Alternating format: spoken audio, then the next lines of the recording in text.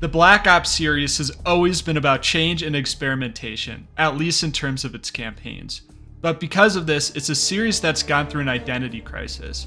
Black Ops Cold War felt like a return to form for the series, re-establishing the tone and fast-paced subversive writing that made the first two games so beloved. Although I loved Cold War, it nonetheless felt like the series was trying to get its feet back under itself again. Cold War played things safe, and it didn't truly surpass its predecessors in any area. So with all that context in mind, I was particularly excited for Black Ops 6. From all the trailers and pre-marketing, the campaign seemed to continue in the direction set by Cold War. But now, instead of just re-establishing the series, Black Ops 6 could evolve it. The marketing announced several new innovations, such as Omni movement and increased enemy variety. It promised a story that took place after Black Ops 2, finally giving us a glimpse at the time between Frank Woods' injury and the meteoric rise of Raul Menendez. It truly seemed like a campaign that knew what it wanted to be, and a campaign determined to do these things right. Cautious optimism. That's what I went into the game with. A guarded hope that this could be the true successor, the true evolution of Black Ops 1 and 2 that we've waited over a decade for. And well, when I started playing Black Ops 6, it seemed that my hopes were met. The game does so many things well, especially in its opening hours. I was hooked on the story. The gameplay was the most fun I'd ever experienced in the series. I cared about the characters, even the new ones. The game seemed to rectify all of the shortcomings with Cold War. But by the time the credits finally rolled, my view on the game became far more complicated. Black Ops 6 makes some tonal and narrative choices in its second half that don't land with me. It's a story that rapidly builds momentum, but then loses itself along the way. And yet, there are some true gems in the game's closing hours, and I can't outright call it a disappointment. As I said, it's complicated. So let's dive into the campaign of Black Ops 6. We're going to examine the campaign from head to toe, from the gameplay to especially the narrative and characters, and we're going to see what makes this game tick. We're going to see what makes this one of the more complicated entries in the series, and well, by the end you can make up your own mind about it. There are going to be spoilers in this video for Black Ops 6, as well as all of its predecessors throughout, so that's your warning. With all that said, let's declassify this Black Ops campaign. Black Ops 6 starts off similarly to its predecessor. A compilation of news reports depicts the game's setting. The Berlin Wall has fallen, marking the end of the Cold War. A new era begins, albeit one still rife with conflict and enemies. The US finds itself in a new war, the Gulf War. Character introductions are interspersed with these new events. We see returning characters like Frank Woods, along with new faces. These people don't mean anything to us right now, but they will. This introduction is effective. It places you squarely in the time and place of the setting, and it lets you know who the major players are. After this intro, the story transitions to an interrogation. This new Troy Marshall is being questioned by Daniel Livingstone, the CIA deputy director. Livingstone lays out the reason for this interrogation right away. You disobeyed a direct order, Mr. Marshall, when it was clear your op was compromised. With all due respect, sir, you weren't there. And the group that compromised you, the Pantheon, you sure that's who they were? That's what Alawi called them. When are you gonna tell us what's really going on here? Already, Black Ops 6 presents questions to intrigue the player. What is this operation and how did it get compromised? What order did Marshall disobey? Was he in the right or wrong? And lastly, what is Pantheon? Livingstone wants to review the event, and this presents a natural insertion point for the player in this story. The way that Black Ops 6 builds intrigue through questions is very characteristic of the series. I have a video that goes over Black Ops' approach to storytelling, so check that out if you're interested in learning more. Point being, the way in which Black Ops 6 sets up its narrative feels very true to the series' identity, and it does this effectively. With the player's curiosity piqued, we dive into the fray from the perspective of Marshall's comrade, William Case Calderon. He's a blank slate to start, and we'll talk more about him throughout the video. Kuwait, 1991. Harrow and Marshall are tracking their target, Alawi, the Minister of Defense and a close associate of Saddam Hussein. So he's a valuable guy. They greenlight the op as Alawi is en route to a meetup point. An airstrike follows, and Harrow's team heads in to get their quarry. The action kicks off right away. Black Ops 6 is far from a slow burn, and this fact is punctuated by the cyclones of roaring flames that are dotted across the landscape. It's a striking and beautiful setting. It's just the start of the diverse and memorable locations that this campaign takes us through. They nab Alawi, but things go south from here. Helicopters show up, but they're neither Iraqi or US owned. Instead, they're someone else, Pantheon. At Marshall's mention of this mysterious group, there's a pulsating effect on the screen. Our POV character Case is having a visceral reaction to the mention of this group. Given Black Ops' tendency of having twists pertaining to main characters being brainwashed, with foreshadowing throughout the stories, most players are highly attuned to breadcrumbs like this. Our ears perk up. There is something going on with Case, something to pay attention to.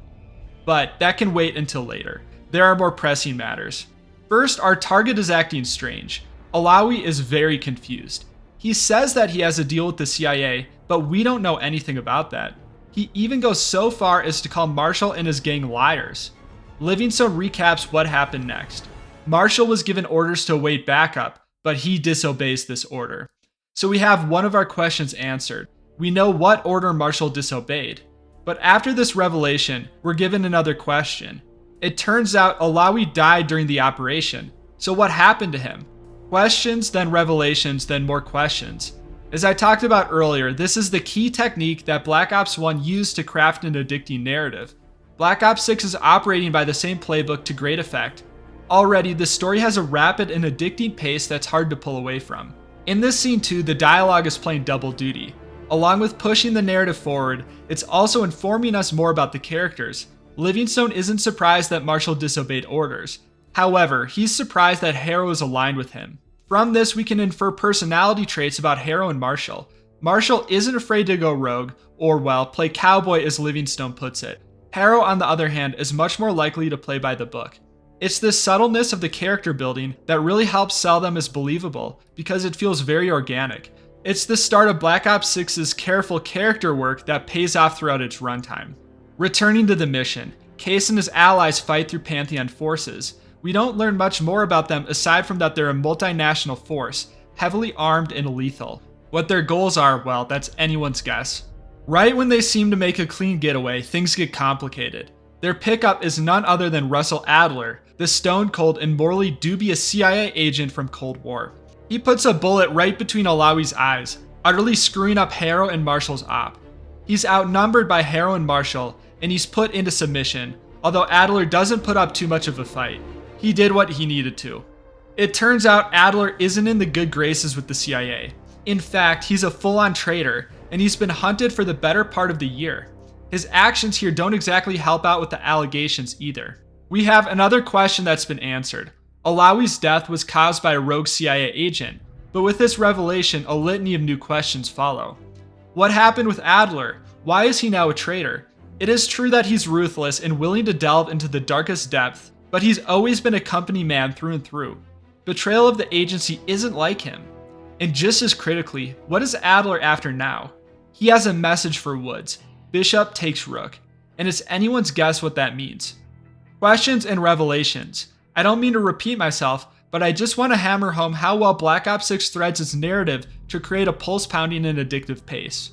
The team manages to exfil with Adler, and that's the end of the tale. Livingstone is well livid, although his ire is tempered somewhat by the recovery of Adler. Bishop takes Rook. Any idea what that means?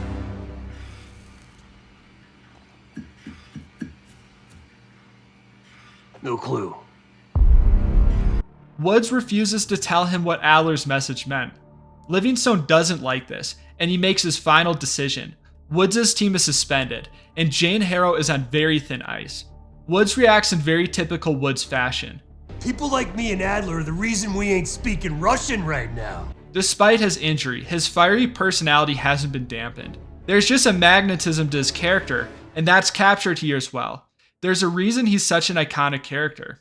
After this punishment, he, Jane, and Marshall reconvene in Harrow's office. Marshall has drawn a picture of Harrow, and they remark on it. This indicates that they're close. They were friends at least, although this scene definitely hints that they were even more than that at some point. There aren't any further indications of a prior relationship from what I can tell, but I feel like it is quite friendly to draw a picture of your coworker. You might want to check in with HR before doing that. Woods implies, but doesn't outright state, what he and Marshall are going to be up to. They're going to ignore their suspension, and keep investigating whatever Adler got caught up in. Jane, meanwhile, is going to stay at headquarters, and she's going to cover for them as best as she can. This too illustrates the differences in their personalities. Marshall and Woods are gunslingers, while Jane is much more inclined to work within the system. To nobody's surprise, Woods knew exactly what Adler's code phrase meant. It's referring to an abandoned KGB safe house in Bulgaria, so Woods and Marshall head there. Adler was investigating Pantheon. He believed the shadowy organization was developing a bioweapon. Not long after, evidence turned up that incriminated him, so he fled. The two events seem very much related. Marshall announces his and Woods' goal: stop Pantheon before they get the opportunity to strike. Adler didn't leave them much, except for the name of a contact, Saveti Dumas. It will have to do for now, and they arrange a meetup with her. From here, the player is free to roam about this cabin safe house. The Rook will be the team's base of operations for the rest of the game, and it serves as our intermission hub. It operates very similarly to the hub in Cold War. The player can start missions via the evidence board, converse with their allies, and generally explore the place. There are also upgrades that the player can unlock via the acquisition desk. I'll get more into these upgrades when I talk about the gameplay. While we're meeting with this mysterious Sev, Marshall is going to meet with another contact. When the mission starts, Woods gives a quick rundown of the city we're going to, Avalon, and what he knows about Sev.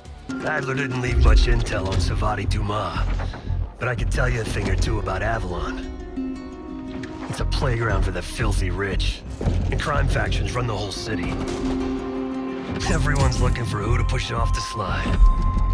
When they pick a target, they hire someone like Savati. Once Case is boots on the ground, he pulls out a picture of our target, Yannick. He's a smuggler for this guild that Sev used to work for. If there's an Olympic event for the most punchable face, well, he'd get at least a bronze or silver medal. Case heads to a vantage point, sneaking past guards. Already, one of Black Ops 6's greatest strengths is presenting itself: variety in its missions, both in setting and gameplay. We went from gunfights in oil fields to stealth in an ornate European village. The play space too offers significantly more freedom than other titles in the series. I was able to pick my own path. You can swim through channels, or you can bound across the rooftops like a modern-day Ezio. When Case reaches the clock tower, he equips a sniper and spies on our target. He and Sev listen in on this conversation, and they make a disconcerting discovery. The CIA and the Pantheon are connected somehow. After they get the intel they need, Case takes the shot and eliminates the target. He exfils, with Sev arriving to pick him up. They head to an emergency guild meeting, and Sev notifies him of the plan. This is a solid introduction to Sev. From it, we can glean a few interesting things. First off, she seems to be a master of disguise. She puts on a new look and feels confident enough to trick the guild, who she has a history with. Secondly, she's down to business and ice cold. It's pretty clear to see that she's the type of person Adler would want to work with. Lastly, she has a personal vendetta against the guild. She's not here for Pantheon. That and the payment are secondary. She is here to kill the guild leaders. Particularly, she's after the big honcho at the meeting tonight. If they kill him, then maybe she'll consider helping Woods' team. So we're able to glean a lot about her, but the exposition is woven very naturally into the conversation, and it feels organic. Case fights through the restaurant, eventually getting trapped in a lockdown room. A guard plans on apprehending him, but Sev emerges from the shadows and kills her. If you need any further reinforcement that she's ruthless, well, here you go. She escorts Case to the guild leader, who is finishing up a call of Pantheon. You CIA types are all the same. And this one? Troublemaker. He reaffirms the organization's connection with the CIA. There's some shipment planned for Pantheon too. Sev waits until the time is right, then opens fire. This begins a frantic chase to get the guild leader before he escapes. This mission has good pacing. It starts slow, then gradually builds the action and tension up until the climax. The guild leader's car goes topsy-turvy and then crashes in a fireball. Sev and Case confirm his death. Burn in hell, Sadie. Sev's reaction too is another reinforcement that this mission was personal to her. With this mission concluded, and Adler's fears about Pantheon becoming more and more justified, Sev agrees to join the team. Marshall's meeting went well too. He's acquired another member for their team, Felix Newman. Newman's cut from a different cloth, a brutal Stasi enforcer and a tech genius. used to be a pain in the CIA's ass. That was before he gave the middle finger to the Stasi and defected to West Germany. Newman shows his usefulness right away. He uncovered Adler's location, a CIA black site located right below the Capitol Station in DC. Busting him out is their next mission. Before that though, we're given a breather to explore the Rook and speak with our new allies. One of my big criticisms of Cold War is that the hub area felt like a missed opportunity. You could speak with the characters, but they didn't usually have anything interesting to say. I didn't feel like I learned much from them, bonded with them, or got any insight into the overall situation. It feels like Black Ops 6 heard this feedback because it directly rectifies this complaint. The hub conversations in Black Ops 6 generally are interesting and help further your connection to the characters. Let's look at Sev as an example here. The prior mission set up plenty of intrigue about her past. How did she get into the guild? Why did her relationship with them go so south? Well, lo and behold, when you talk to Sev, you get to ask her about these things. So point being, the game sets up natural curiosity for these characters, and it presents interesting questions to ask them. The conversations that follow feel very natural too. The characters don't just dump exposition onto you. When you ask Sev about her past, she tells you that her trust was betrayed, but she's hesitant to give you anything more than that. If you press her, she'll reveal that someone died because of her, and they didn't deserve it. But she won't elaborate any further on it. She doesn't want to. She gives Case what she feels is a due explanation given his participation in her vendetta, but she doesn't give anything more. She and Case aren't friends. He isn't her confidant. Felix is another great example. He has a checkered past, an enforcer turned tech whiz. When asked about his hesitancy to get his hands dirty, he gives this answer. My reputation has preceded me. I can assure you, my journey has taken many unexpected and, dare I say, unpredictable turns. I am quite content without a gun in hand. His face and his tone are filled with regret. In just a couple lines of dialogue, the game paints an entire story about this guy's past, but it doesn't say a single word more than it needs to, and because of this you want to learn more about him. So as I said, the hub of Black Ops 6 entirely rectifies my complaints about its predecessor. The hub of Black Ops 6 isn't a missed opportunity.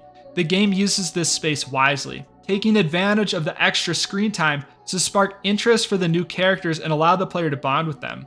The returning cast isn't neglected either. One detail I especially like is Woods wistfully staring out at the lake. His body language and the imagery surrounding him perfectly emphasizes how he feels in the story. The balcony's support beams resemble the bars of his prison. It speaks to his feeling of being trapped, of regretting his injury. He longs for the days gone by, when he was a rogue cowboy, when he was free to act how he wanted when he wanted. During Marshall's interrogation, Livingstone said the age of gunslingers was over. The Cold War is over, Mr. Woods. That makes you and Russell Adler the last global gunslingers of a bygone era. Whether that's true for the world, well, that's yet to be determined. For Woods, though, that era is certainly over for him, at least of him holding a gun. And he's still coming to terms with it and what that means for his significance to the rest of the world. I'll move on from the hub, but point being, Black Ops 6 fires on all cylinders as far as building out its main cast of characters at the Rook. The story continues. The team heads off to break Adler out of the black site underneath DC. To get access, they need Senator Jack McKenna, a man who has clearance to the black site. Specifically, they need high-res scans of his eyes to get past the site's optical sensor. He is attending a political fundraiser, so that's where the team goes. Inside, Case runs into Jane Harrow. She gives us a helpful warning. Langley has assembled a team to hunt us down. We need to be careful. With that in mind, the team continues its mission. There are multiple ways to get pictures of the senator's eyes. The route I took was speaking with the senator's wife. He's having an affair and she's not all too shy about letting Case know. We do some digging and find out that his aide is planning to blackmail the senator with evidence of their affair. Case nabs this evidence and gives it to Mrs. McKenna. In exchange, she allows us to take a picture of her and her husband. It's a very good deal from her perspective. If she knew what we were really up to, well, maybe she wouldn't feel so grateful. There are two other leads you can pursue instead. Sev noticed someone passing a note to McKenna that upset him. Case can find this crumpled note in the senator's jacket, leading him to a guy named Grisham. He's putting pressure on the senator. You can then spoil the meeting he has planned with McKenna. This devolves into a brawl, with Case beating up McKenna before taking his picture. Lastly, there is a fixer that suspects McKenna is trying to smuggle sensitive information out from his bosses. Case investigates and discovers an auction piece that the senator bid highly on. Within is a data drive, which Case gives to the fixer. He detains the senator and Case gets his picture. No matter which route you go, well, it's clear that this is not the senator's night. Getting beat up, detained, or caught red-handed for cheating. Honestly, the guy should have just stayed at home. During this, CIA agents are patrolling the area and you have to avoid them. They'll recognize you if they're given a chance to look closely enough. This gameplay element really reinforces the feeling that Woods' team is being hunted. They no longer have the full backing from the government. With the retinal pictures in hand, Case and Marshall sneak into the black site. As soon as they gain access though, they discover that things are very much wrong. Pantheon has already arrived, and they're killing everybody in the site. You're given the option of sneaking or going guns blazing as you go to rescue Adler. Eventually they reach him, but Adler's taken matters into his own hands. I was thinking that something looked wrong about Adler here, but I just couldn't place it. Then I realized it was because Adler wasn't wearing sunglasses. He seemed to agree. You good to go? Am now. Some guys are just made for shades, I guess. The trio fight their way through Pantheon reinforcements. The mission has been steadily increasing the tension and excitement, and here is the dramatic payoff. Full guns blazing, a full-out battle against a small army. At this point, the mission also introduces the new elite enemies. These are beefed up soldiers with health bars, and they have a variety of abilities. Here, we encounter an elite that deploys traps, as well as a heavy minigun-toting behemoth. I'll dive into elites more when I get into the gameplay. However, suffice it to say, they add to the mission's climax, contributing to the sense of threat and danger that the Pantheon presents. Once they get back to the surface, they need to make it not only through Pantheon forces, but also law enforcement that has responded to the chaos. The trio ride headfirst into the chaos on bikes, fighting off pursuers and explosion after explosion until they finally make it to safety, via the armored truck that Sev and Felix picked them up in. It's a suitably climactic end for all of the build-up. All in all, this mission, Most Wanted, follows the same formula as Cold War's Desperate Measures mission. We have an objective to complete, and we're presented with a number of ways to accomplish it. Instead of trying to receive a bunker key, this time we're trying to retrieve eye pictures. All the while, tension steadily increases as we delve further into danger, all building to an explosive escape finale. The formula worked in Cold War, and Desperate Measures is one of the best COD missions in years. While the repetition of this formula in Most Wanted might not make it the most creative mission in the series, it's nonetheless a great mission that is executed as well as its inspiration. It's a great formula, and it hasn't grown tiring for me yet. It just goes to show, I guess, how Black Ops 6 is willing to take the best from its predecessor while also improving the less refined areas of the game, such as the hub. In the aftermath of the chaos at the Capitol Station, Marshall calls Jane Harrow and claims their innocence. He also confirms that Pantheon is getting inside information from the CIA. There's no other way they could have known that Adler was stationed at that black site. For whatever reason, they wanted Adler dead. The Pantheon is intriguing because their motives are hard to pinpoint. What ties them to Kuwait, but also the CIA? The intrigue deepens. Troy is suspicious of Livingstone, so he asks Harrow to investigate him. Meanwhile, while their situation has gotten more messy, with the attack being blamed on them, getting outside help will be even harder. The team assembles at the Rook and plans their next steps. Adler reveals what Alawi, the man he executed in Kuwait, has told him. Alawi knew the Pantheon had a presence in Iraq. It's part of a technology exchange with Saddam Hussein. Pantheon gets cover in facilities, Hussein gets access to an experimental weapon. But Alawi didn't know what the weapon was? No, only that they're calling it the Cradle. The Cradle. Cradle. Case reacts viscerally to the mention of the Cradle. It triggered him for some reason, and this builds intrigue. We as the audience want to know his relationship to it now. There is a lot of tension between the team. Marshall refuses to take Sev on the mission and she's not happy about it. Furthermore, he sets firm boundaries for Adler. He doesn't like him or his methods, and he doesn't trust him. Bottom line, you're a stranger to me. All I got on you is your reputation, and it ain't all roses, Adler. But you don't have to trust me, Marshall. But it might be best if you do for you and your team. The team is composed of people that differ greatly in worldview, particularly in moral terms. You have Felix on one end of the spectrum, who avoids violence. all the way to Adler, who will kill just about anybody without a hint of remorse. The others land somewhere in between. Marshall is concerned with the Pandora's box he's opened by unleashing Adler. This is what makes this team composition work so well. Their differences give them opportunities to conflict and clash, through which they reveal more of their character. Characters show who they truly are when they're tested, and well, this cast tests each other. In contrast, in Cold War, the game didn't surface too many disagreements or misalignments between Adler's core team of Park, Lazar, Sims, and Bell. You were all after Perseus, and well, that was pretty much it. This hub segment provides a great moment to speak with Adler. He reveals what he was framed for. After Frank got out of Walter Reed, the news was that I put him in that chair. I was the one who compromised his Panama mission in '89, got Hudson and Mason killed, Woods injured. All bullshit. When I skipped town, I went silent on him, on everyone. Better he hate me than get caught in the net, but I guess it didn't matter in the end. So yeah, he did take a leap. He's loyal. I really like this link to Black Ops 2. It never was revealed who in the CIA compromised Hudson, Woods, and Mason. Filling that narrative gap with Adler being blamed for it is such a clever piece of storytelling. It helps establish a cause and effect relationship, making Black Ops 6 feel like an organic progression of the story. In other words, this game's story feels like something that happened because of Black Ops 2, not just something that incidentally happened after Black Ops 2. The careful character crafting is also present in this scene. Adler reveals his great respect for Woods, even though he doesn't often show it. It's another great example of how Black Ops 6 builds up its characters in a natural way. The team heads off to Iraq in search of the Pantheon's experimental weapon.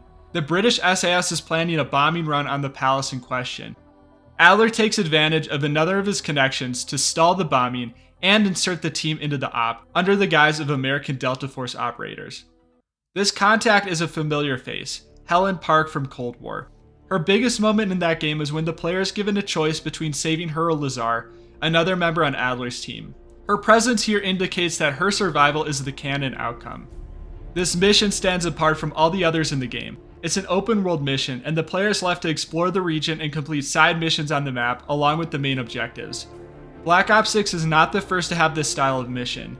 The prior Call of Duty Modern Warfare 3 had similar style missions and was heavily criticized for them. However, I think this mission works really well in Black Ops 6.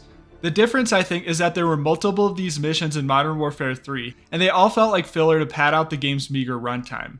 In Black Ops 6, there's only one open world mission, and it doesn't feel like padding. If you took this mission out of the game, then the campaign would still have a pretty beefy runtime, at least as far as COD campaigns go. Lastly, this mission does have some innovation. The side missions aren't pointless. They actually unlock kill streaks for you to use in the next stage of the mission, where Case and his team actually raid the palace. These include an airstrike, a chopper gunner, and mortars. The palace has heavy opposition, so these weapons feel incredibly useful to help thin out the herd. More than that, the use of these streaks is gratifying because you weren't just given them, you earned them. I will say I did feel a bit robbed by the chopper gunner because its use is heavily limited in the mission. But ignoring that, it's unique how the open world mission feeds into the linear mission. Above all, I guess, it just contributes to the great variety Black Ops 6 has between its missions. I would say it has the widest mission variety in the series. The team searches the palace, and they uncover a sample of Pantheon's biological weapon in a bunker. It confirms Adler's theory, and the team's worst fears. Pantheon is in fact manufacturing a biological weapon. Fortunately, they have another lead. The source of the cradle came from a research facility, one that Adler is familiar with. If Adler knows about the research facility, that hints that this weapon is related to the CIA. The intrigue deepens. We have a piece of the puzzle, but there are still a lot of questions. What does this biological weapon do, and why was it created? What is Pantheon's ultimate goal? Enemy reinforcements arrive, so they defend the palace against intense opposition, marking a climactic end to the mission as friendly choppers arrive. At this point, I was utterly bought into the game. I was all aboard the Black Ops 6 train, and I was becoming a true believer. Black Ops 6 was starting to feel like the true evolution of the series that I had been waiting for. The true successor to Black Ops 1 and 2 that took what made those games great and brought it to the next level. As I mentioned in the introduction, Cold War's campaign was great, but it nonetheless felt like a reset for the series rather than an evolution. It was a game rediscovering the series' identity, and a game limited in many ways by an infamously rushed development cycle. Up to this point, Black Ops 6 has delivered a genuinely interesting story, one that leverages Black Ops 1 form of storytelling to great effect. There are questions, then revelations, then more questions, all increasingly building intrigue and contributing to a storytelling pacing that feels relentless and pulse-pounding in the best sort of way. But just as critically, Black Ops 6's character work is top-notch. Old characters return, but they're placed into new situations that make them feel just as compelling as their prior outings. Woods has always been the rogue gunslinger, but here, we see him trying to find his place in the world, working alongside the very people he once would have joined the field with. Adler was a company man through and through. In Cold War, he was emblematic of the dark, shadowy system of espionage. In Black Ops 6, though, he's entirely outside of that system, and he has to navigate through many of the bridges he's burned or come close to burning. The new characters are equally as fascinating. Marshall, Sev, and Felix are complex and interesting, and they all contrast greatly against one another in the returning team. As I've discussed, the Safehouse gives ample time to interact with them, to get to know them and form bonds with them. And on top of all of that, there's the gameplay. I think it's about time I dove into it. In short, it's a blast. The gameplay feels like a true evolution of Black Ops 1 and 2. While I did love Black Ops 3's gameplay, its cybernetic abilities and parkour felt like a divergent vision of the series rather than an evolution. Black Ops 6, in contrast, is a continuation. It's an expansion of all the systems that worked so well in the prior games. Call of Duty has always had great movement, but Black Ops 6 greatly enhances it. The new Omni movement system is just a joy to play around with. You can run, slide, and dive in any direction. The movement feels freeing, and it makes you feel like an action hero. You can pull off moves that feel genuinely awesome, and it adds this fun spark to gameplay. Above all though, the movement opens up new moment-to-moment options to the player that can be genuinely useful, as I'll get more into in a bit. Along with the movement being expanded, the player's gadgets are also expanded. The player has access to a gadget wheel, allowing them to swap between grenades, mines, C4, flashbangs, disruptor rounds, and so on. You have an entire arsenal at your disposal to use as you see fit. Furthermore, character progression is expanded upon. At the Rook, you can unlock a training area, gear station, and weapons bench. These enable Case to enhance his base abilities through things such as increased reload speed, decreased flinch when enemies hit you, and so on. The movement, gadget wheel, and progression combined make the player more capable and dangerous than before. This alone would be fun, but it wouldn't amount to much if the player wasn't incentivized to use these new tools and abilities. Why pull out C4 when you can just shoot an enemy in the head, right? Well, Black Ops 6 has fantastic enemy design, and this is where the whole formula really comes together.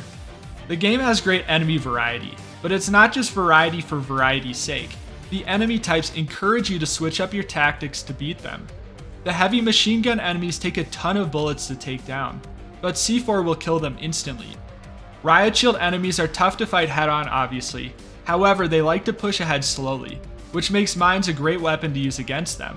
Shotgunners are incredibly fast, and they'll charge you relentlessly. They force you to keep on the move and leverage the new Omni movement. You'll be running backwards and to the sides, diving about to get out of range of their blasts. Gas mask enemies use gas to conceal themselves and attack you from melee range. Flashbangs are great to stop them in their tracks. And again, the Omni movement is a great way to keep out of their range. You can slide out of the way from their swings. I could go on and on, but I think you get my point. This great enemy variety is complemented by the stellar mission variety, which takes these interesting enemy composition and places them in unique situations. When playing Black Ops 6, you just fall into this rhythm, making micro decision after micro decision. Do I dive? Do I shoot? Do I switch my gadget? Black Ops 6 feels like an escalation of what came before. It's an increasing arms race between you and your enemies. In a nutshell, at this point in the campaign, Black Ops 6 is firing on all cylinders. This evolved gameplay, plus the excellent story and characters thus far, made me excited. I thought we were on track to having one of the best campaigns in years, perhaps ever. And if Black Ops 6 would have merely stayed on this course, I think we would have had that. From here on out though, things start to get strange. As a silver lining, I guess, that makes them interesting to talk about. Along with making YouTube videos, I'm also a science fiction writer, as many of you know. I write a post-apocalyptic series called the Northfield Saga. The final book in the series is coming out really soon, and I'm making a big sales push this holiday season. For the holiday season, the ebooks are on sale for 99 cents, so if you haven't yet, it would mean a lot if you could check out the series and consider buying it. You can get the first 3 books for as cheap as $3. It would make a world of difference to me. Reviews too are a huge deal in the book world, so if you've read it, it would mean a lot if you could leave a review. Even 1 or 2 sentences is enough. It's a big dream of mine to see the series take off, and I'd love for you to be a part of that. If you can't support the books or don't want to for whatever reason, just know I still greatly appreciate you checking out the channel and being a part of it. It's been a big year for the channel, so I just want to say thank you to all of you. Okay, that's enough from me. Links are in the video description. Now back to Black Ops 6. The team plans on heading out to the research facility where the cradle was created. First, they get a moment to breathe at the Rook. There are some really great character moments here. Felix is cooking a meal. He had gone hunting and acquired meat for his stew. This lets you ask him about how far his non-violence stance goes. From this, he goes a bit into his philosophy in one of my favorite conversations in the game. Society is a predatory structure.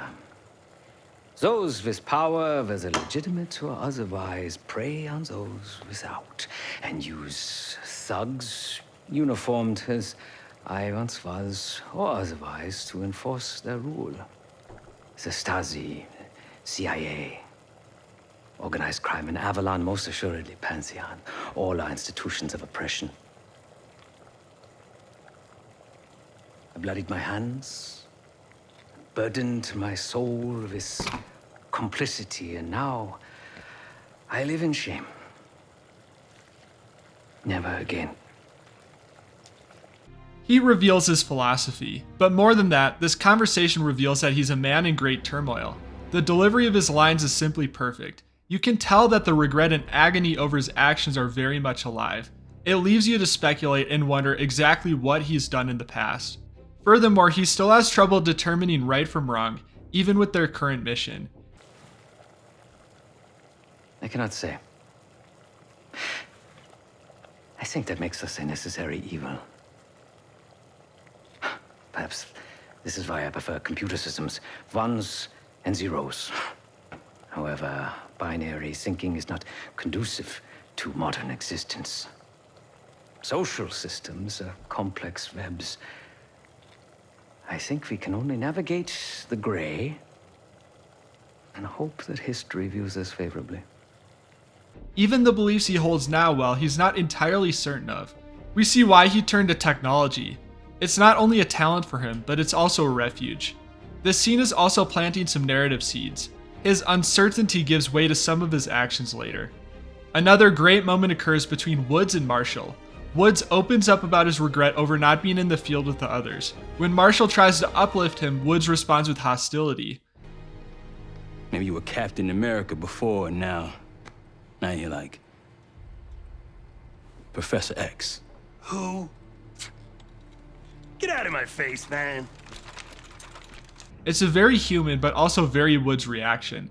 He senses a hint of patronization and he lashes out at it. This well-oiled story starts to go awry when the team visits Adler's facility, Advanced Technologies and Applications. The place is abandoned and very much contaminated. Marshall and Case equip gas masks. Things quickly go south and the two men are separated. Worse yet, Case's gas mask is shattered, compromising him to the toxins in the air. It's not long before ill effects start to surface. Worse yet, Case seems to have lost connection with Marshall. Without any other route but through, Case pushes on. It's very evident that Case is experiencing sensory hallucinations. He sees and hears things that aren't there. First, he hears screams and sees ordinary civilians. These hallucinations continue to intensify, and things continue to devolve. Case finds himself fighting hordes of zombies, zipping along with grappling hooks and battling multi-headed bosses. So this is where the game entirely jumps the shark. Already, this mission has become divisive.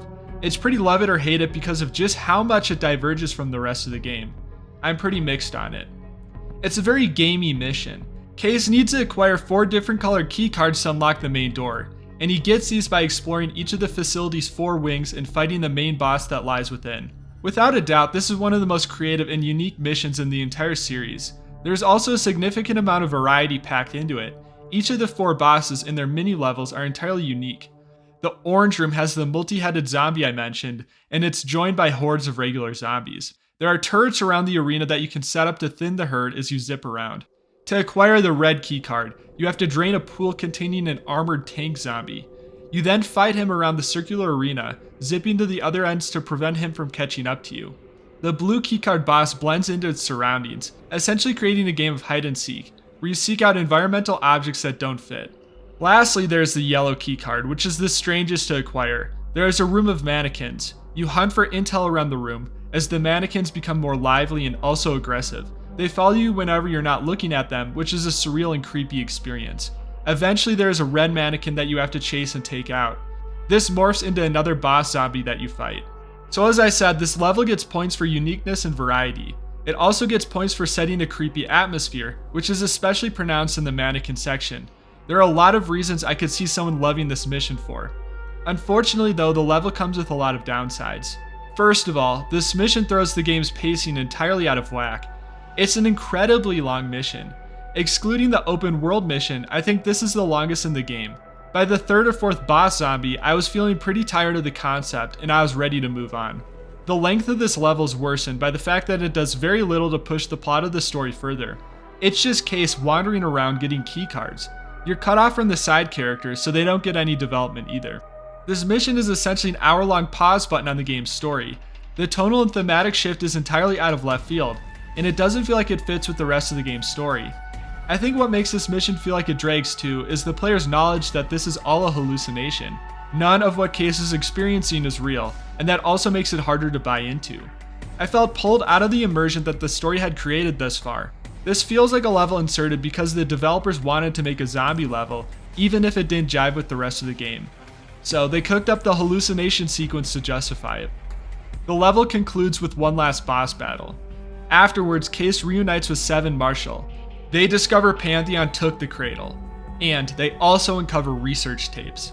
It turns out the Pantheon was originally a CIA branch, and they oversaw the Cradle project. The team reviews these tapes, and they learn more about the Cradle. It's a biological weapon that instills insane aggression into its victims. One of the subjects murders the other in a brutal display. Then a big reveal follows. Jane Harrow, our CIA friend, is in the tape. She knew about the Cradle, and she oversaw its trials. She knows a lot more than she let on. Marshall is angry about this. Given their friendship, it's easy to understand why he feels betrayed. This cutscene is really doing the heavy lifting for this level as far as moving the plot forward. If you cut out the level itself and just had the cutscenes instead, not much about the plot would have been lost. So this mission adds variety, but I don't feel like this game needed it. As I talked about when going over the gameplay, Black Ops 6 already does a fantastic job with its gameplay and mission design, which facilitates some of the best gameplay diversity in the series. Now there's one glaring storytelling aspect of this mission that I've been skipping over, which you've probably noticed if you've played the campaign. While Case is exploring the facility, he hallucinates a voice that speaks with him throughout. From this voice, we learn a lot more about Case's past. He was actually a patient in this facility. He was a subject in the Cradle project, but things went wrong. The Cradle project failed us, Case. We were out of control, violent, maniacal. And in our rage, we sabotaged this facility. Contaminated with the same poison that runs in our veins. Remember? This explains why Case isn't having more adverse effects to the toxin. He's already been exposed. From this voice, we can gather that the Cradle was originally some sort of enhancement project to create a super soldier, but they couldn't get rid of the side effects, so it seems that the Cradle has been morphed into something else, a weapon. These revelations about Case are intriguing, and we're prompted with more questions. Why did Case volunteer? What exactly did the Cradle do to him? What has he turned into? But I don't know if we needed an hour-long zombie mission to get these revelations and intrigue. They could have been delivered in some other way.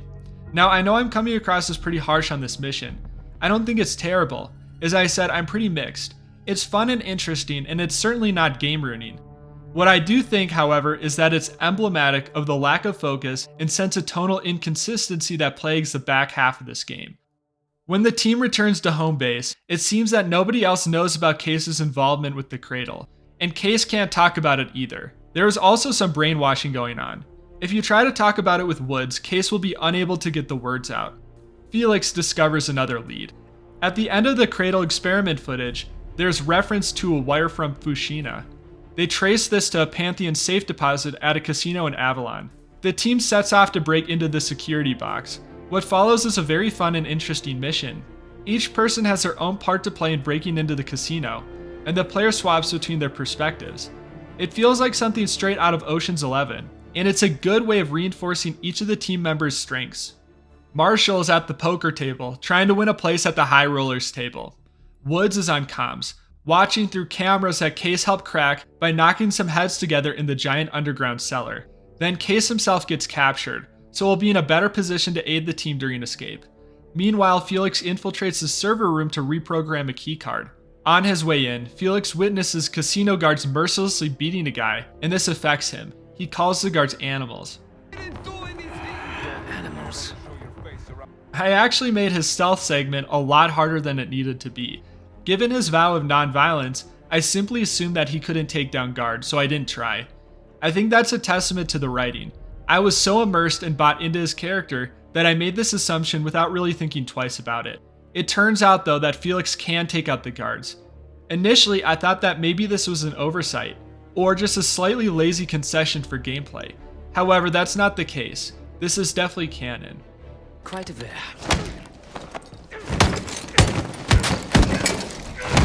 Damn, Felix.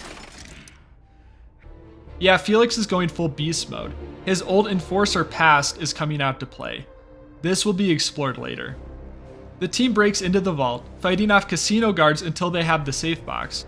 Then they have to make their escape. Case breaks out and joins them, and the team fights through fierce opposition. This mission follows the familiar formula of a slow build-up to an explosive finale, and it works well yet again. The casino heist setup and its associated tropes is unique enough to still give this mission a very distinct identity.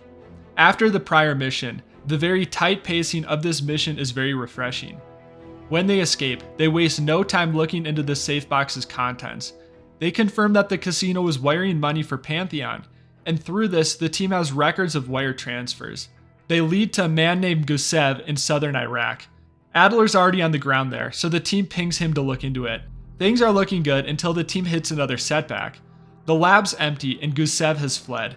Fortunately, there is still a scientist at the lab, whom Adler captured and interrogated. Turns out, Pantheon is planning on framing Saddam Hussein for their actions. They're hoping to get away with whatever they're planning without the world knowing of their existence. Adler also tracked Gusev. He's making a run for the airport in hopes of fleeing the country. The team plans on setting off in the hour.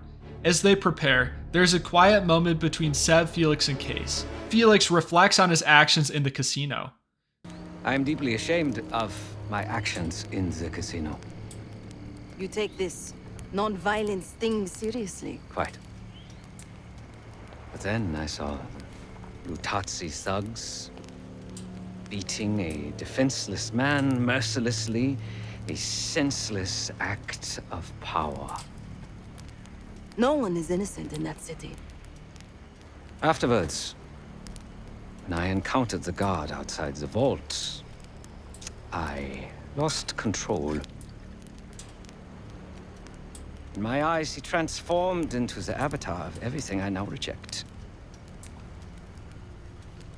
So I punished him. Good. It was probably less than what he deserved. If I lose myself to this endeavor, I am no better than the very enemy we seek to stop, yeah? Save your pity for the victims. You did what was needed to be done. No. My reaction was catharsis and indulgence. Harrow and the Pantheon won't be stopped with kind words and gentle attitudes. This is another great example of how Black Ops 6 proactively sets up his conversations and fosters curiosity in the player. After Felix's prior actions, we as the player knew this conversation was coming sooner or later. There was a level of anticipation built up for it, so the player is already invested. It shows another window into Felix's soul. He's a man in conflict with himself. Clearly, there's a part of him that feels that non-violence is not the right route, especially given the dire consequences if Pantheon succeeds. He's unsure of how far to go, despite what he says. He claims that his actions were catharsis and an indulgence. But catharsis is a release of pent-up emotions. So there have to be pent-up feelings in order to have catharsis. From this, I think it's evident that Felix has been struggling with his nonviolent approach for a while. This is a great conversation because of the subtext. Although Felix speaks in definitive moral terms, there is enough contradiction in his actions and his words to paint a picture of the opposite. He's afraid to go that extra step because he's afraid of himself. He's afraid of his past and becoming the sort of man he used to be, the man he's been running away from. This fear is why he can't even speak his true feelings aloud. He says one thing, but is thinking another, and he's afraid to say it. And that intermixing of values and motivations makes him feel both real and complex. Sev is great for contrast. She doesn't have any moral issues about what they're doing, so she serves as a springboard for Felix to bounce off of. There's another great conversation with Woods here. He confesses to Case that he plans on raising David Mason. This is another great piece of connective tissue that links Black Ops 6 with its predecessors and makes the continuity feel alive. I know it's a piece of fan service, but it also works great for Woods' character. It shows that Woods, although he's very rough, has a soft and caring heart deep down. Furthermore, it shows that he's thinking about life past being an operator. Again, Black Ops 6 heavily invests in its characters, and I think it's effective. Case and Marshall meet with Adler in Iraq. He has a contact he's working with, and it's yet another familiar face, Sims from Cold War. He's very reluctant to work with Adler. This, I think, is a further reflection on Adler. There is an emerging pattern with him. His old allies, Sims and Park, no longer work with him. It belies a toxic part of Adler's nature. Who he is and the way he operates pushes everybody else around him away. It makes sense that only Woods, who's just about as hardened as he is, can stomach working with him. Throughout the mission, Sims continues to make remarks about Adler and his character. It's clear that he's lost a lot of respect for the man. Goose is developing the Pantheon's bioweapon. He'll know what they're planning. Wonder how he sleeps at night. You got some advice for him? This is a war zone, Adler. That's why I'm coming with. Make sure you don't mess it up. Case, Adler's on the hunt, but we still got rules out here. I trust your father. The airport is a war zone, and the team faces heavy opposition. This mission is essentially just one big brawl through the airport. The pacing is on the gas all the way through. Given the story's rising action, I think this pacing is great to help reinforce that, and it's refreshing in contrast to the more deliberate pacing of most of the other missions. What makes it work too is that it's short, so the intense combat doesn't overstay its welcome. Despite the mission's simplicity, it's still one of my favorites in the game. The game throws waves and waves of different enemy compositions at you, and it really showcases the diversity and complexity of what the combat has to offer. The ruined airport makes for a good setting, both visually and to naturally create interesting combat arenas. They get their hands on Gusev, and they squeeze information out of him. Most importantly, they get their next location, Vorkuta, where Pantheon is trying to scale up production of the bioweapon. After this, Adler tells Case to throw Gusev into the turbine. By advocating for what's essentially cold-blooded murder, he vindicates Sims and all of his criticisms of him. Case, though, has a reaction to Adler's words. He seems eager, almost hungry for the violence. We don't really learn anything from this moment. We already know that the Cradle instills some sort of hunger for violence in its subjects. It's a reminder, though, of Case's past. Because of all of the buildup of Case in the Cradle mission, I had been expecting that plot point to continue pushing forward in the subsequent missions, building towards some sort of revelation. But we've gone 2 more missions now, and there's been hardly any reference to it. The team heads of Vorkuta to find and secure the Cradle, and hopefully put a stop to all of this madness. Sev takes the lead, infiltrating the facility. She sneaks around, sabotaging the Pantheon's defenses for the rest of the team. This slower start to the mission is a welcome change of pace, after the high intensity of the last mission. Sev scopes out some security cameras, and she spots Jane Harrow herself at the facility. She's not only working with Pantheon, she's the commander. Marshall is surprised and disappointed by this news, but he's not shocked. Given Harrow's involvement with the Cradle experiments, it's not that much of a surprise that she's still in league with Pantheon. Still, there had been the hope, at least, that Harrow had stopped working with Pantheon after their split from the CIA. Her presence, though, adds more intrigue to Pantheon. From our interactions with her thus far, she seems like a very solid, well-put-together person. In other words, she's not some crazy lady. So her working with Pantheon adds some legitimacy to them, and implies that there is some ulterior motive to the organization beyond just causing chaos. At this point, the mission switches to high gear, as the team raids the compound. The rising action perfectly matches the rising stakes in the plot. Again, for the most part, Black Ops 6 really nails pacing. They chase Harrow as Pantheon throws everything it has at them. Marshall gets into contact with Harrow and she's unrepentant. Lay your weapons down. I can get you and the others out of here, Troy. She doesn't want to hurt Troy or the others, but she won't hesitate. She insists that we don't understand the whole picture. This builds anticipation. We as the audience are getting closer to understanding what Pantheon is really after. The team splits off, and Case is soon ambushed by Pantheon. Harrow doesn't shoot him outright, and she instead has a conversation with him. The principles. You're not that naive. Blind faith will only take you so far. They would kill each one of you given the open shot. We both betrayed our masters, haven't we? There are a few interesting things to glean here. Harrow's line about the CIA killing their own is a lot more personal than she's letting on. Second, she says that Case betrayed his masters. Betraying his masters could simply be referencing when he went berserk and destroyed the Cradle facility. But because of the way Harrow delivers this line, it feels like she still knows something that we don't. It feels like the first real lead on Case's past since the Cradle mission. Our allies burst in right in the nick of time, and the team captures Harrow. It's a good start, but the Cradle has been shifted, and the team still doesn't know where. They return to the Rook with Harrow. Marshall reflects on the situation. He feels an impending sense of dread, and he's in the same shoes as the player, wondering about Harrow's motivations. Harrow, unfortunately, is not an easy nut to crack. Her CIA training means that she's good at resisting interrogation. Marshall's sense of dread is justified. Felix discovers a tracker on Harrow, meaning that the Pantheon are en route. The team doesn't have time to relocate. They need to make their stand here. Leave that to me. I've got something tucked away that'll help. I just need some time to prepare. You're okay with this, Marshall, right? Get on it. Adler has a potential ace up his sleeve. He even asks Marshall whether he's okay with it, which tells you right away that whatever he's planned is going to be a doozy. Case gets the chance to explore the Rook and speak to his allies one last time. There's an interesting conversation with Adler, where he goes more into his plan for Harrow. We gather from this that Adler used to be Harrow's mentor. Adler is wondering where he went wrong, and if he was the right guy for the job. There's an implication that he feels responsible for her and what's happened. We don't see this sort of doubt and regret from Adler often. This humanizes him, but the game does it in a way where it still feels authentic to Adler. Its official name is Phoenosaurusine, but MK Ultra coined it Separation. I've had it for a while. Let's hope it doesn't have an expiration date. In most test subjects, it fragmented their psyche, a form of induced schizophrenia. We're gonna find the part of Harrow that's willing to talk to us. This is such an interesting idea. A drug that fractures the psyche and induces schizophrenia, splitting the subject's wants and desires. Hopefully then the interrogator can appeal to the side that wants to talk. It feels very Black Ops in just the right sort of way.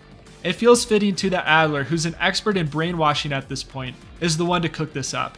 And well, he's the sort of guy who would express regret over letting down a former mentee while having no second thoughts about injecting that same mentee with an experimental drug with potentially catastrophic results. There's no turning back from this point. This is the endgame, and your allies make that perfectly clear. The game is gearing up for a climax that is one of the best, yet also the worst, that the Call of Duty series has offered. Marshall makes one last appeal to Harrow before things get ugly. She won't budge and Adler injects her. The player enters Harrow's point of view as she relives a memory from her childhood. She's in her bedroom, and her mom enters with a gun, begging Jane to hide. When Marshall asks her about this memory, Harrow says it made her who she is. She approaches a mirror, and she sees another version of Harrow. This Jane is cold, ruthless, and bitter. The mirror then shatters. It's a good, if maybe on-the-nose, visual metaphor for Jane's psyche separating into different parts. There's the loyal, patriotic Jane who wants to serve her country just like her parents did. Then there's the Jane who has been entirely jaded by the corruption around her, and who is angry at the current system. Jane reverts back to a child, and she has to hunt for the mirror fragments, uncovering more repressed memories with each shard. While Jane is being interrogated, Pantheon closes in on the Rook. Case and his allies fiercely fight off the invading enemies. Fittingly, the opposition is intense, and it feels suitably climactic. One detail I really appreciate is that Felix joins the fight. It's not something the game dwells on or painstakingly points out, but it serves as a subtle conclusion to his character arc. Throughout the story, he's been reluctant to take up arms. However, this is something he's struggled with, and we come to learn the main motivation is his fear of losing himself, of regressing back to the man he was. But here he makes his decision. This cause is worth fighting for. The game's built up his character well enough, and it feels confident enough to not spell this progression out for us. It's a great show don't tell moment. The pacing of this mission is excellent. The mission alternates between Harrow's interrogation and the defense of the Rook from Case's perspective. Each segment builds tension for the other. The defense of the Rook adds a great sense of urgency to Harrow's interrogation. When she's exploring her childhood memories, you as the player know that the team doesn't have all day. Enemies are breaking down the doors right now. If Jane doesn't crack soon enough, then everything will be lost. Likewise, when you're defending the Rook, you know that Woods is interrogating her. You're anxiously awaiting news, one way or the other. You can't escape yet. You're waiting on something specific, yet on an indeterminable timetable, and you hope that you can hold off long enough for it to pay off. It's very intense, and very suitable for a climax. Past that, it's also creative. A significant portion of Call of Duty's final missions can be boiled down to go and get the bad guy. The way Black Ops 6 ratchets up tension is exciting. The game's effort to build up its characters pays dividends here too. For me, the tension was enhanced because I did connect with the characters. I didn't want any of them to die. With how intense the opposition was, it seemed to be a real possibility. At one point, Felix is shot while they're rigging the bridge to blow. Case drags him off, but it doesn't feel like there's enough time. I thought Felix was going to sacrifice himself, and I felt a palpable sense of dread about his upcoming demise. I don't recall feeling this type of dread for a Call of Duty character since Soap in Modern Warfare 3. I think this is a great testament to how well both this final mission and its characters work. So this finale has a lot going for it, yet I still have mixed feelings about it. The intense psychoanalysis of Jane Harrow feels odd.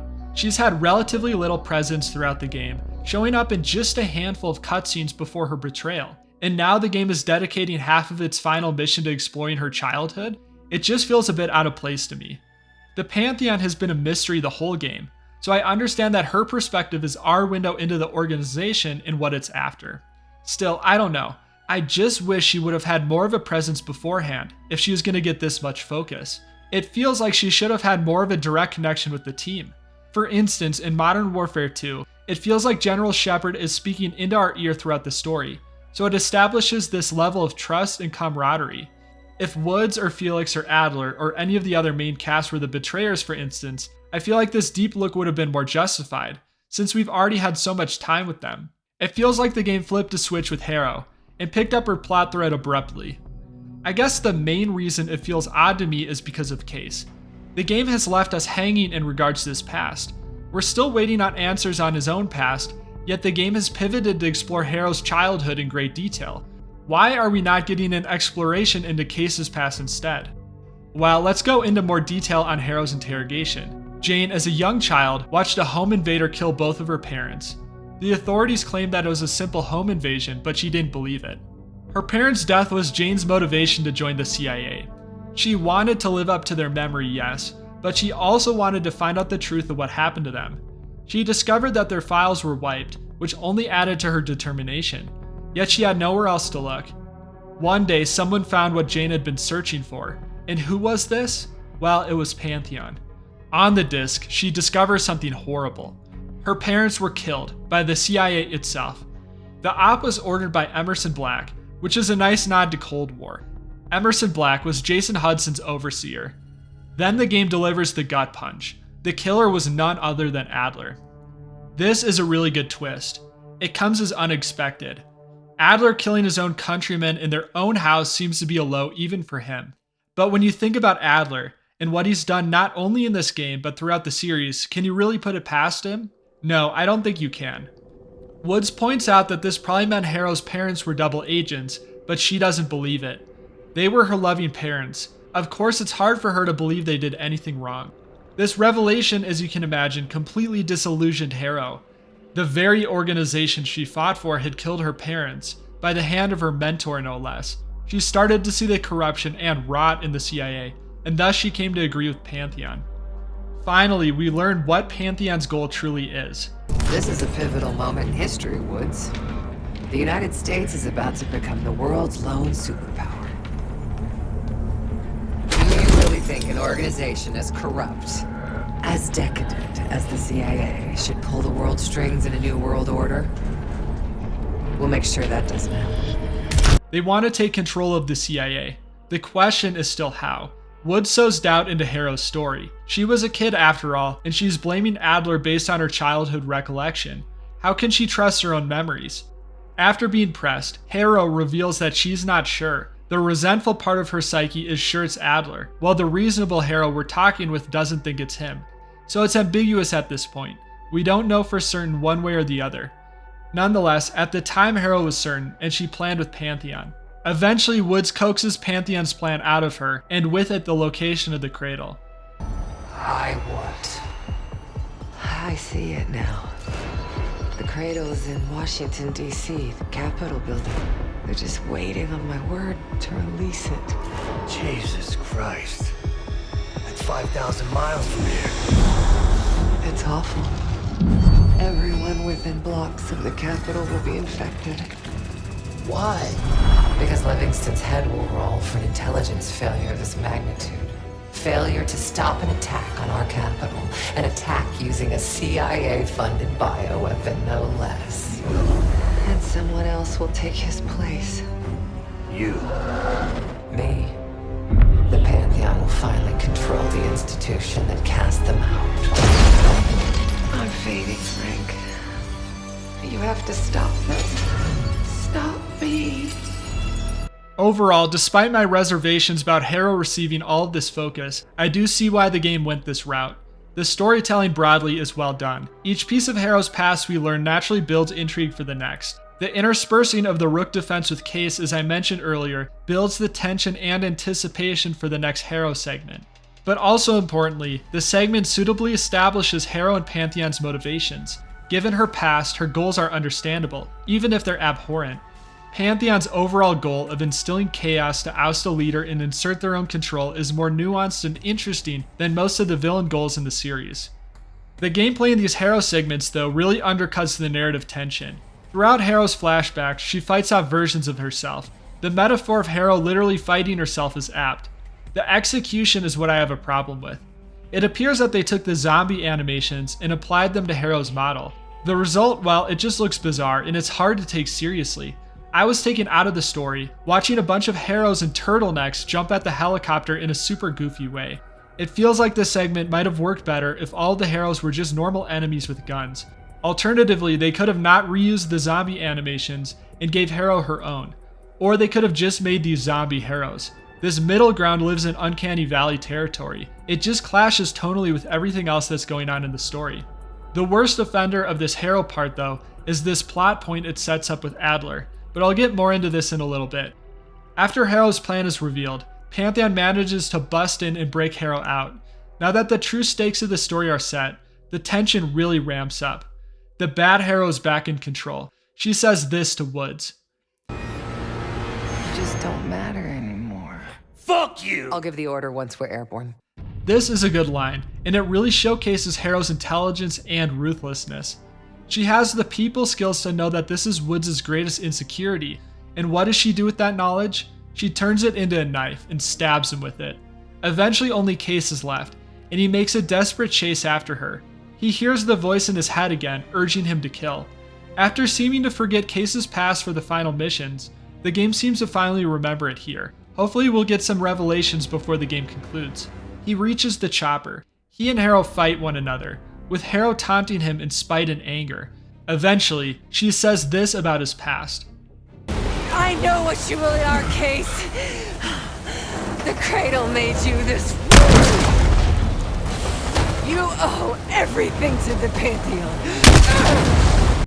She knows what Case is. She knows what the cradle did to him. Finally, it seems we'll get our concrete answers. Case hears the voice again, urging him to kill Harrow. He grabs her and starts to choke. And then, darkness. This is the last we see of either Harrow or Case in the game. Yeah, believe me, I'll get to this, but I'm going to finish out the rest of the story. Marshall reaches out to Case, letting him know they've reached Livingstone and cleared out the capital. The Pantheon's plans were thwarted and everyone's safe. Marshall and Woods meet Livingstone in a nondescript location. Livingstone vindicates them, saying that they were right. He wants Woods' team to continue operating, but he wants them to continue working from the dark. Harrow may be gone, but the Pantheon has still compromised the CIA. Livingstone confirms that the world still needs men like Woods and Marshall, global gunslingers. This affirmation ties a nice little bow on Woods' arc throughout the story, and it's a rejection of Harrow's claim that he doesn't matter. But that's it. The game ends here and the credits roll. So yeah, the ending is abrupt to say the least. It's very strange, and the reason why is hard to articulate. The ending doesn't feel rushed, in the sense that the pacing throughout the final mission is great, and it's a high-intensity, high-stakes ending. The problem though is that it just does not resolve plot points in the way it needs to. It feels like a story that knew it needed a conclusion, but it got too distracted along the way. The worst offender undoubtedly is the subplot with Case. The game has all of this build-up about his past, but there's never any narrative payoff either. Sure, we do learn some things about his past, like he was experimented on as part of the Cradle, but it's all too vague to feel satisfying. It would be like in Black Ops 1, learning that Mason has been brainwashed but not knowing to what end. Sure, you would know that someone experimented on him, but without knowing that his brainwashing imprinted in him the numbers broadcasts, which ultimately leads to Dragovich's master plan, this would feel like a distant subplot to the main game, and not feel like it had any relevance or payoff. And that's how it feels for Case. It's a subplot that loses all momentum, and it doesn't tie in with the overarching story in a meaningful way. The way this subplot is delivered is strange too. Sometimes there is very heavy emphasis put on Case's past, like the Cradle mission. Then the game seems to entirely forget about this subplot, only seeming to remember it in small glimpses. Unfocused really is the word for it, and it speaks to the lack of focus in the later half of the game. Plot threads are picked up and then dropped for other threads. The Adler subplot with Harrow is another example. We discover that she's blamed Adler, her mentor, for her parents' death for years. After the interrogation though, this is entirely forgotten and never mentioned again. The game built up this plot point and did nothing with it. Whether or not he did it or not is left ambiguous. And that fact is actually okay. Ambiguity in a story can be great. Look at the ending to Black Ops 1 for instance. The player's left to question whether Mason killed JFK, and it's the perfect end to the game. The problem is that this plot thread is setting up some sort of confrontation, or at least acknowledgement for Adler. His pupil just accused him of a horrible crime. Adler isn't given a chance to say his side of the story, or even give a defense. This could have resulted in a confrontation between him and Harrow, but it didn't even need to be that big. Even Woods asking Adler about it in the final cutscene, with Adler shrugging it off with an ambiguous answer would have been enough. But with how it is now, it just feels like a plot thread picked up and entirely forgotten about. What I talked about earlier with Harrow follows this pattern too. She gets all of this focus at the end of the game, when the beginning of the game barely included her. It feels disjointed. Furthermore, her end with Case is abrupt. We don't discover whether either of them survived. The screen just suddenly goes black. And again, some ambiguity in a story is fine. When there's too much of it though, it stops feeling like an artful storytelling decision and more like the game's story is unfinished. Add to this that the Pantheon is still out there. It feels like we've only scraped off the tip of the iceberg. And I get it, this is setting up for future games or stories, and it might not be reasonable to take down the entire organization in the span of a single campaign. However, the greater threat being left unresolved just adds to the feeling that this is half of the campaign's story. I know it sounds like I'm absolutely hammering the game's ending, but that's just because I needed to bring up a lot of examples to justify my opinion of the story's lack of focus. But I don't absolutely hate this ending. As I said, the final mission itself is paced really well, and its setup is creative and novel. It feels more climactic and tense than a lot of other COD finales. This final mission doesn't feel like a half-baked rush to the finish line. As I said, it's somehow one of the best and one of the worst final missions. Black Ops 6 as a whole doesn't feel unfinished, but it's a game that chose not to finish its story. These plot points should have some proper resolution. Because of this, I think the legacy of the story is in many ways contingent on what comes next. If all of this is setting up for a full-fledged sequel that pays off all of these narrative elements, then well, I will look upon all these hanging threads much more favorably in hindsight. Unfortunately, a precedent has already been set. Cold War left the greater threat of Perseus unresolved. He was never caught. And well, Perseus plays no part in Black Ops 6's story. I fear that Black Ops 6's dangling plot threads will follow a similar path. There is a chance these plot elements are being reserved for the live service Warzone story. I hope that doesn't happen. I think a campaign's core story should take place in the campaign itself, and not be resolved in another form. It would be a real shame if we discover this campaign's revelations are being saved off for Warzone. But all of this is speculative, and there's not much point in dwelling on it for now. This is the Black Ops 6 we have right now, and the future will come as it does. With that, well, we've made it through Black Ops 6. I know I ended my analysis on a negative note, so I just want to pull back and articulate my thoughts on the entire campaign. Black Ops 6 gets so many things right. The core gameplay is just about perfect. It's an evolution for the series that feels true to its predecessors. The mission variety in terms of mission design, pacing, and setting are second to none, and there really is hardly a dull moment throughout. The character work from familiar faces like Woods and Adler to the newcomers like Marshall 7 Felix is incredibly well done. The game explores each character in a nuanced way that makes them feel three-dimensional and alive. They're easier to bond with, which adds even more weight to the story. A story with characters you care about, well, that's always going to be a story with more punch, and Black Ops 6 understands that. Pantheon is an interesting enemy, with goals that go deeper than inciting violence or war. Harrow is a good antagonist, whose own motivations are understandable, if disagreeable. The first half of the plot too is excellently well done. There are revelations, questions, and more revelations, which create a pulse-pounding pace and intrigue that is addictive. It reminds me of Black Ops 1 in that regard, which is a tall compliment. I think all of this is why I'm hard on the latter half of Black Ops 6. I was heavily invested in this story, and when you care about something, you want the best for it. This was a campaign that had everything going for it, that deserved an awesome ending. I truly think it had the potential to be the best campaign in the series, or at least brushing up against the best. Unfortunately, Black Ops 6 is a campaign that starts to lose itself. It gets tangled in its own plot threads, starting and stopping them in a way that doesn't feel like a smooth progression of the story. The tone becomes inconsistent.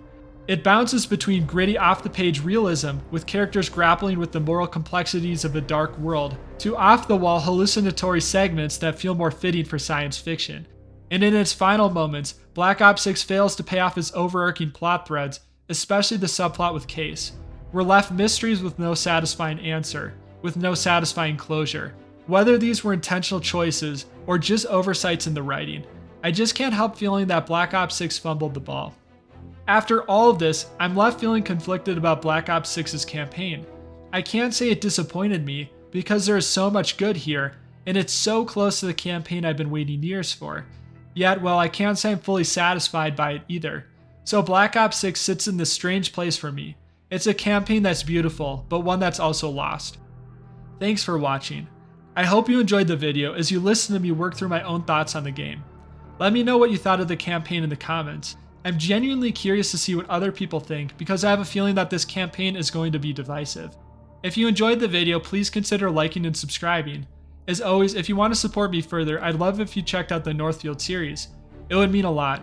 Either way, I truly appreciate you watching the video and making it all the way to the end.